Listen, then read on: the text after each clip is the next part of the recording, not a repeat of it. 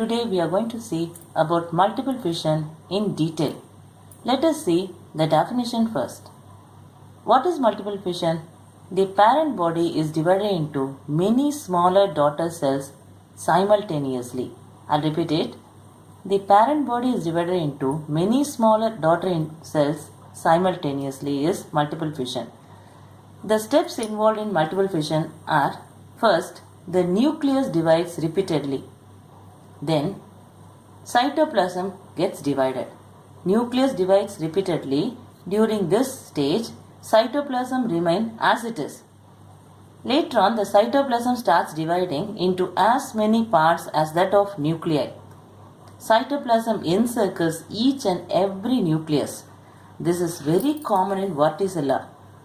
This results in the formation of many daughter individuals from a single parent. So this is multiple fission.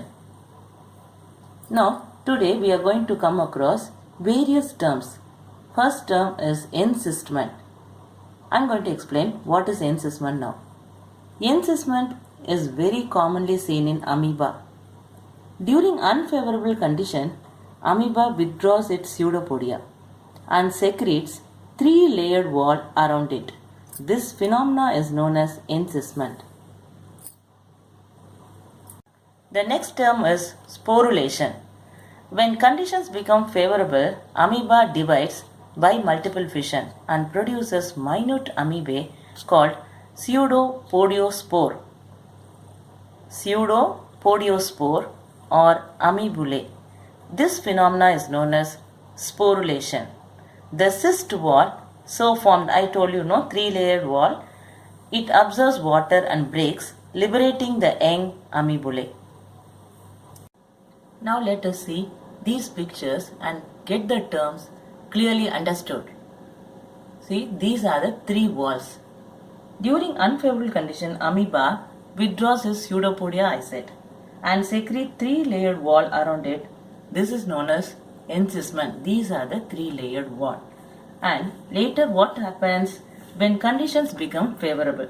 Amoeba divides by multiple fission, produces minute amoebae called pseudopodiospores. See, it is written here, pseudopodiospores. These are the pseudopodiospores. And this term is known as sporulation. The cyst wall, so formed the cyst wall here, it absorbs water and get ruptured. Ruptured cyst wall, it's written. And newly formed individuals, you can see here, young amoebae, it comes out and leads an individual life. The next term is strobulation. It is very common in metazoan. Example you can give is Aurelia. In Aurelia, transverse fission called strobulation occurs. In this process, several transverse fission occurs simultaneously, giving rise to number of individuals. So, I hope you are clear. Strobulation is very common in metazoan. You can give Aurelia as the example. In Aurelia, transverse fission called strobulation occurs. In this process, several transverse fission occurs simultaneously, giving rise to number of individuals. Next term is plasmatomy. It is the division of multinucleated parent into many multinucleate daughter individuals with a division of nuclei. Example you can give is Opalia. It is very common in sponges. In budding, parent body produces one or more buds. Each bud grows into a young one. The buds separate from the parent and leads a normal life. In sponges, what happens is the buds detach from the parent body and develops into new sponge. There are two types of budding. One is exogenous, other one is endogenous budding. Exogenous budding is very common in Hydra. Endogenous is common in Noctiluca. Let us see what is exogenous and how it takes place in Hydra. Let us see the steps. First step is in Hydra, when food is plenty. Okay, when food available is plenty for Hydra, it takes plenty of food. As a result of which, these ectodermal cells form small elevation. Then, ectoderm and endoderm are pushed out to form bud. The third step is bud enlarges, develops a mouth and encircles with tentacles. Finally, the bud separates and leads an independent life. Now, endogenous budding. It is seen in Noctiluca. In Noctiluca, what happens is hundreds of buds are formed inside the cytoplasm and remains within the body of the parent. They won't come out. It remains inside the parent. These buds are known as gemmules. When they will come out? Only during favorable condition.